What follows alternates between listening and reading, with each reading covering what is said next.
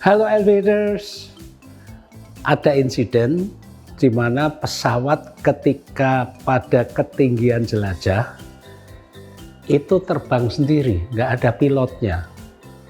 Waduh, terus gimana? Penasaran kan? Ayo kita bahas.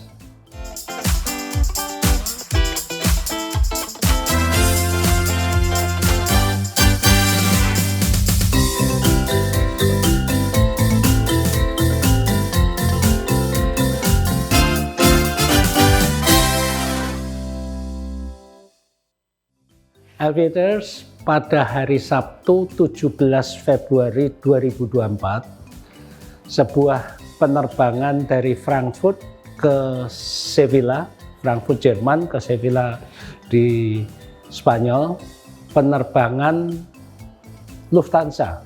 Biasanya untuk rute ini durasi terbangnya rata-rata 2 jam 50 menit. Dan pada hari itu Lufthansa menggunakan pesawat Airbus 321 dengan 199 penumpang dan 6 awak pesawat. Total ada 205 jiwa di dalam pesawat tersebut. Nah, ketika pesawat ini sudah melintas beberapa negara, berada di atas semenanjung Iberia, sebentar lagi juga masuk ke wilayah udara Spanyol, kapten pilot ini perlu ke toilet, meninggalkan kopilotnya sendirian di kokpit. Apa yang terjadi adalah setelah kapten ini keluar dari kokpit menutup pintu, co-pilot mendadak pingsan dan kejang-kejang. Tentunya tidak ada orang yang tahu. Nah, ketika si kapten ini selesai dengan urusannya di toilet, dia mengetuk pintu untuk kembali ke kokpit, tapi tidak ada respon.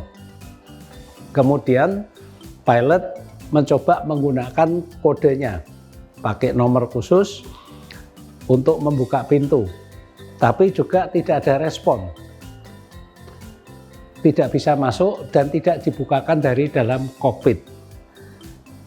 Kemudian awak pesawat mencoba menggunakan intercom menghubungi kopilot. Ternyata juga tidak ada respon. Mulailah ini kondisi menjadi darurat kan. Nah, kopilot juga mencoba lagi menggunakan kode darurat, tapi juga belum bisa membuka pintu. Baru sekitar 2 menit kemudian, kopilot membukakan pintu. Ketika kapten bisa masuk kembali ke kokpit, dia mendapati kopilotnya dalam kondisi pucat, berkeringat, dan tidak bisa bergerak normal. Saat itu juga awak kabin memberikan pertolongan medis awal, dan kebetulan salah satu penumpang dalam penerbangan tersebut adalah dokter.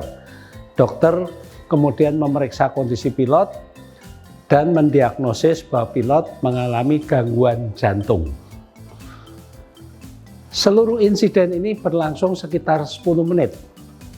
Dan selama 10 menit itu praktis pesawat itu terbang tanpa dikendalikan oleh pilot sama sekali. Kaptennya di toilet, kopilotnya pingsan, kejang-kejang.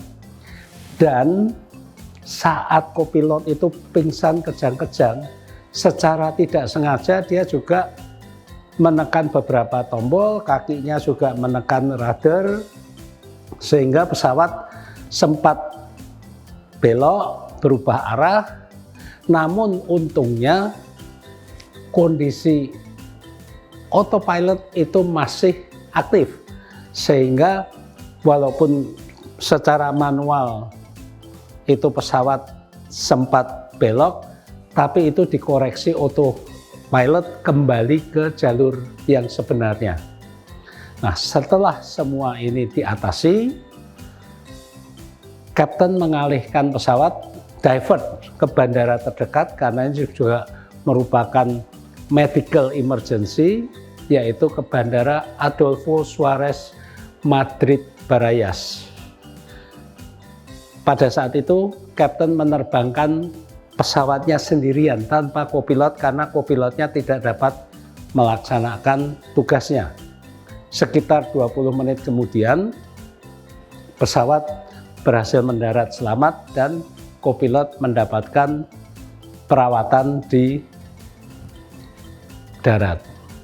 Penyelidikan menyimpulkan bahwa kopilot mengalami gejala kondisi neurologis yang tidak terdeteksi baik oleh dirinya sendiri maupun dalam pemeriksaan medis aeronautika berkala. Jadi ini memang tidak bisa diantisipasi sama sekali.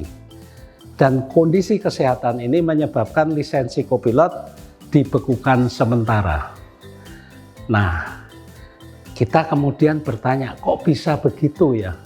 Padahal kita ingat bahwa ketika terjadi kecelakaan pesawat Germanwings penerbangan 9525 tanggal 24 Maret 2015, pada saat itu sama, kapten keluar dari kokpit ke toilet, kopilot sendirian di kokpit sengaja mengunci pintu kokpit dan menghujamkan pesawatnya ke gunung karena kopilot ini memang mengalami gangguan jiwa yang lebih ke suicidal.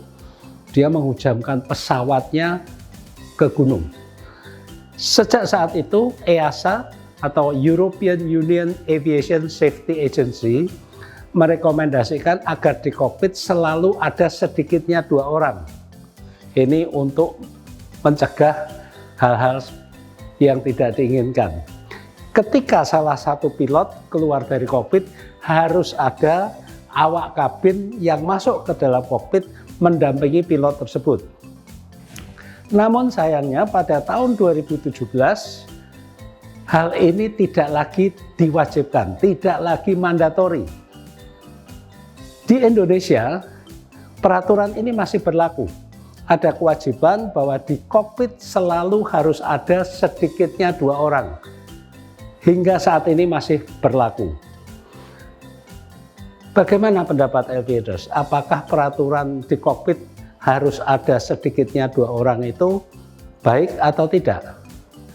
Perlukah Indonesia tetap melanjutkan peraturan yang mewajibkan di kokpit harus selalu ada sedikitnya 2 orang? Silakan komen ya. Semoga bermanfaat. Alvin Lee, Aviation, happy landing.